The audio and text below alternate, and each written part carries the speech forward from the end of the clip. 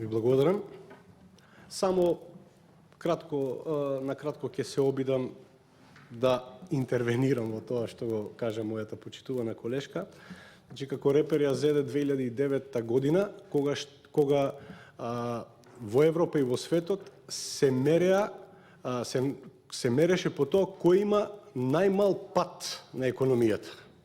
Вие спомнувате дека минус 0,4 бил падот во македонската економија, но во тој момент ми се чини дека Македонија беше втора или трета по најмал пат во Европа.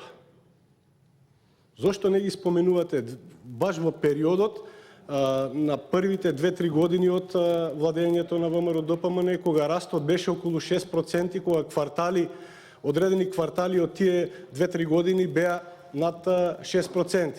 Значи, не можеме ние да правиме споредба од определени години само за нашата држава. Значи, растот кога се споредува во однос на опкружувањето на поширокиот регион околу нашата држава. Значи, тогаш Македонија ми се чини, не сум 100% сигурен, ама не беше подолу од трето место во Европа по најмал пат на економијата.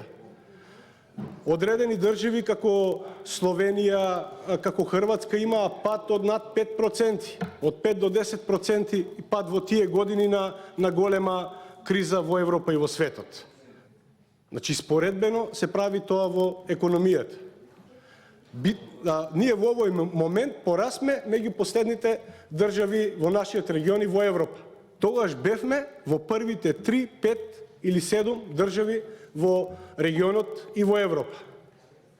Така се прави таа споредба, не се прави врз основа на тоа што се случило во 2009 и во 2017, кога сите имале позитивен раст од 4, 5, 6%, кога движењата во економијата во Европа се драстично подобрени во однос на тие години, сепак растот на БДП во Република Македонија е помал во овие години од просечниот раст за периодот од 2006 до 2016, бидејќи просечниот раст за тој период е 3,4%.